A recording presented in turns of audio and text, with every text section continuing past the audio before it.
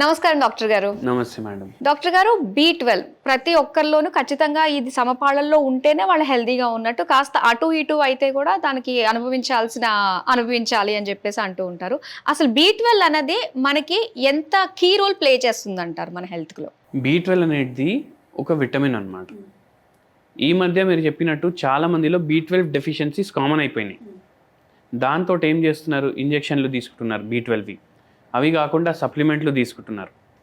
కానీ ఏమవుతుందంటే మనం ఎక్కువ రోజులు సప్లిమెంట్లు తీసుకోవడం వల్ల కూడా మన బాడీకి హాని అవుతుంది. ఇది చాలామందికి మనకు ఐడియా ఉండదు. గూగుల్ చేస్తాం B12 సప్లిమెంట్ ఏది బెస్ట్ అనేసి, ఒక 10 వస్తాయి, దాని గురించి చదువుతాం. అది చదివి ఏ కలర్ బాగుంది, ఏ డబ్బా బాగుంది అవి చూసుకొని తెప్పించుకుంటాం. కానీ ఏమవుతుంది, ఇప్పుడు B12 మనం బయటకి వెళ్ళి ఇస్తున్నాం. అది కరెక్ట్గా అబ్జర్వ్ కూడా అవ్వాలి. అది కరెక్ట్గా ఎప్పుడు అబ్జర్వ్ అవుతుంది, ఓన్లీ అది తింటే అబ్జర్వ్ కాదు. దానికోసం మన గట్ హెల్త్ కూడా మంచిగా ఉండాలి. ఓకే. అండ్ న్యాచురల్ ఫుడ్లోకి వెళ్ళి B12 అబ్జర్వ్ అవ్వాలి. ఇప్పుడు B12 లేకపోతే ఏమవుతుంది, ఇప్పుడు మన దగ్గర నరాల బలహీనత పేషెంట్లు వస్తారు. ఒక పేషెంట్ ఎట్లొచ్చిండ్రు, సార్ మొత్తం చేతులు లాగుతున్నాయి, మెడ నొప్పి, కాళ్ళు కూడా లాగుతున్నాయి, నీరసంగా ఉంటుంది. B12 చూసుకుంటే 98 ఉంది, చాలా తక్కువ ఉంది.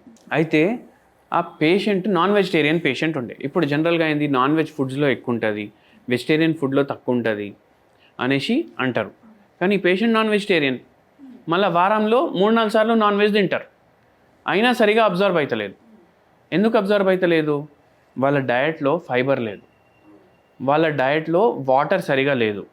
మళ్ళా వాళ్ళు ఏం తప్పు చేస్తున్నారంటే నాన్ వెజ్ తింటున్నారు కానీ ఫైబర్ కంటెంట్ అసలు లేదు కదా, అప్పుడు డైజెషన్ సరిగా అవ్వదు. మళ్ళీ బయటికి వెళ్ళి తెప్పించుకోవడం, తినడం, మళ్ళీ దాని మీద ఆల్కహాల్ కూడా ఉండే. ఆల్కహాల్తో పాటు పేషెంట్కి నీరసం ప్రాబ్లం, మోకాల నొప్పులు కూడా ఉండే కదా. అయితే ఆ నొప్పి గోళీలు కూడా వేసుకుంటుండే. అది వేసుకునేసరికి ఏమవుతుందంటే మన డైజెషన్ మొత్తం డిస్టర్బ్ అవుతుంది. సో అబ్జర్వ్ అయ్యేది కూడా మీరు సరిగా న్యూట్రిషన్ ఇస్తే కూడా అబ్జర్వ్ అవ్వదు. అందుకే హెల్దీ ఫుడ్ తినాలి, ఇంట్లో ఫుడ్ తినాలి. ఇప్పుడు ఈ పేషెంట్ సిమ్టమ్లు అయితే విన్నాం, నీరసం అవుతుంది, కాళ్ళు లాగుతున్నాయి, చేతులు లాగుతున్నాయి. కానీ B12 లేకపోతే అసలు ఏమవుతుంది బాడీలో? ఎనీమియా చాలా కామన్ ఇండియాలో, కానీ దాని గురించి ఎవరంతా పట్టించుకోరు. ఇప్పుడు కూడా మనం B12 గురించి మాట్లాడతాం, విటమిన్ D గురించి మాట్లాడతాం, కానీ ఐరన్ గురించి, హిమోగ్లోబిన్ గురించి మాట్లాడడం. ఎందుకంటే అవి సిమ్టమ్లు ఎక్కువ మనకు కనిపించవు అనుకుంటాం మనం, అది రీజన్. కానీ ఈ పేషెంట్లో కూడా చూడండి, కొద్దిగా నడవంగానే ఊపిరి పీల్చుకోవడానికి కష్టంగా ఉంటుండే పేషెంట్కి. అయితే ఇది ఎందుకు అవుతుంది? ఇది హిమోగ్లోబిన్ తక్కువ ఉండడం వల్ల అవుతుంది. ప్రతిదానికి రిలేటెడ్గా ఉంటుంది. ఇప్పుడు హిమోగ్లోబిన్ ఎందుకు తగ్గుతుంది? ఎందుకంటే B12 తగ్గుతుంది. B12 తగ్గితే హిమోగ్లోబిన్ కూడా తగ్గుతుంది, బాడీలో ఐరన్ కూడా తగ్గుతుంది. ఇప్పుడు ఈ రెండు కావాలి. నరాలు కరెక్ట్గా పనిచేయాలి, ఆర్గన్స్ కరెక్ట్గా పనిచేయాలి, మన బోన్స్, మజిల్స్ అన్నీ కరెక్ట్గా పనిచేయాలంటే మనకు బ్లడ్ చాలా ఇంపార్టెంట్. ఇప్పుడు బ్లడ్ అందరికీ ఉంటుంది, కానీ దాంట్లో హిమోగ్లోబిన్ మాత్రం కరెక్ట్గా లేకపోతే నీరసంగా ఉండడం, బ్రీదింగ్ డిఫికల్టీస్, డైజెస్టివ్ ఇష్యూస్ ఇవన్నీ అవుతాయి. ఇప్పుడు బ్లడ్ ఎందుకు తగ్గుతుందంటే B12 సరిగా లేదనేసి. B12 సరిగా లేకపోతే బాడీ కరెక్ట్ మాత్రలో మనకు ఎంత హిమోగ్లోబిన్ కావాలి, మనకు ఎంత బ్లడ్ కావాలి, అది ప్రొడ్యూస్ చేయలేకపోతుంది. అండ్ ఇప్పుడు అన్ని పార్ట్స్కి ఆక్సిజన్ పోవాలి కదా. ఈ అన్ని పార్ట్స్కి ఆక్సిజన్ పోవాలంటే హిమోగ్లోబిన్ కరెక్ట్ ఉండాలి. మన నరాలకు కూడా ఆక్సిజన్ కావాలి, నరాలకు సరిగా ఆక్సిజన్ పోవట్లేదు. ఎందుకంటే హిమోగ్లోబిన్ తక్కువ ఉంది. ఎందుకు తక్కువ ఉంది? B12 తక్కువ ఉండడం వల్ల.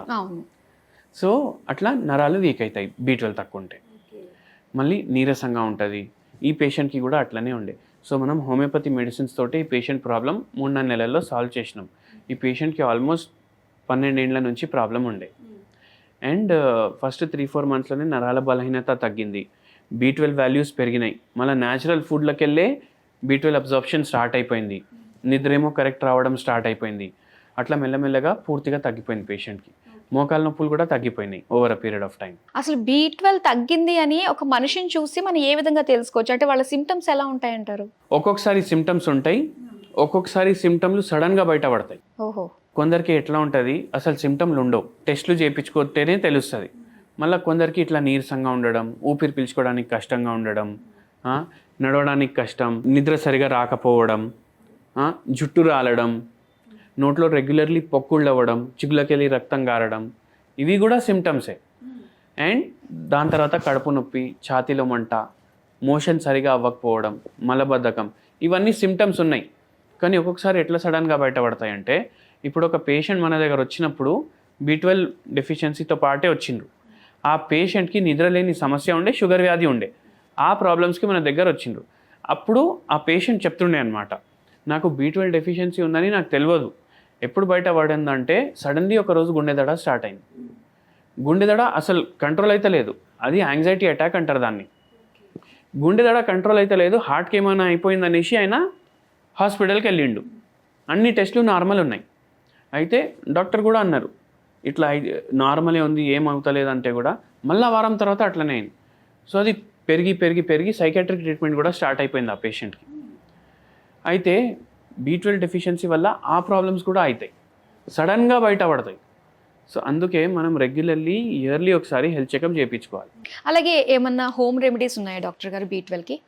B12 మనకు ఎక్కువ నాన్ వెజ్ ఫుడ్ ఐటమ్స్లో ఉంటుంది. కానీ ఇప్పుడు వెజిటేరియన్ ఫుడ్ ఐటమ్స్లో B12 ఉండదు అని అంటారు కదా.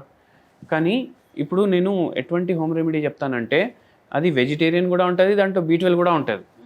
ఇప్పుడు పాలు, పెరుగు, నెయ్యి అంటే మిల్క్ ఐటమ్స్ అండ్ మిల్క్, ఇవన్నిట్లో B12 ఉంటుంది మనకు. మష్రూమ్స్లో కూడా B12 ఉంటుంది. సో ఇవి ఎక్కువ కన్జ్యూమ్ చేయాలి. మళ్ళీ దాంతోపాటు గోల్డెన్ మిల్క్ అని ఉంటుంది. ఇప్పుడు గోల్డెన్ మిల్క్ అని అంటే ఏంది, ఇప్పుడు మనం పాలు బాయిల్ చేసుకోవాలి. ఏ పాలు బాయిల్ చేసుకోవాలి? కౌ మిల్క్ ఉంటుంది కదా, కౌ మిల్క్లో కూడా రకాలు ఉంటాయి. దాంట్లో A2 మిల్క్ తీసుకోవాలి. ఇప్పుడు A2 మిల్క్ అంటే ఏంది, ఇప్పుడు మన దేశీ ఆవులు ఉంటాయి కదా, దాని పాలు A2 మిల్క్. A2 మిల్క్ తీసుకోవాలి. A2 మిల్క్ తీసుకొని దాన్ని బాయిల్ చేసుకోవాలి. దాంట్లో కొంచెం పసుపు యాడ్ చేయాలి. ఇప్పుడు పసుపు యాడ్ చేసి దాంట్లో కలిపితే ఏమవుతుంది, ఎల్లో కలర్ అయిపోతుంది. దాన్ని గోల్డెన్ మిల్క్ అంటారు. ఇది డైలీ ఒక్కసారి కన్జ్యూమ్ చేయాలి, డే టైంలో. కన్జ్యూమ్ చేయడం వల్ల ఏమవుతుంది, మన బాడీలో B12 మాత్రం పెరుగుతుంది. అండ్ మంచిగా అబ్జర్వ్ చేయడానికి మనకి ఏం హెల్ప్ చేస్తుంది, టర్మరిక్ హెల్ప్ చేస్తుంది. అండ్ టర్మరిక్లో యాంటీ ఆక్సిడెంట్లో కూడా ఎక్కువ ఉంటాయి. సో యాంటీ ఆక్సిడెంట్స్ కూడా పోతాయి, B12 కూడా మన బాడీ అబ్జర్వ్ చేస్తుంది. అండ్ ఇది రెగ్యులర్లీ కంటిన్యూ చేస్తే మనకు B12 డెఫిషియన్సీ కూడా తగ్గే ఛాన్సులు ఉంటాయన్నమాట. కానీ చాలా ఎక్కువ ఉంది డెఫిషియన్సీ అంటే మీరు హోమియోపతి ట్రీట్మెంట్ తీసుకోవాలి. ఒకవేళ వేరే ఆర్గన్స్ని ఎఫెక్ట్ చేస్తుందంటే మీరు హోమియోపతి ట్రీట్మెంట్ తీసుకోవాలి. అట్లా. Okay, thank you so much doctor గారు. B12 డెఫిషియన్సీ వచ్చినప్పుడు అంటే ఎలాంటి ఫుడ్ తీసుకోవడం వల్ల, హోమ్ రెమెడీస్ చేసుకోవడం వల్ల దాన్ని ఓవర్కమ్ చేసుకోవచ్చు అన్న విషయాలు తెలియజేసినందుకు థ్యాంక్ యూ సో మచ్.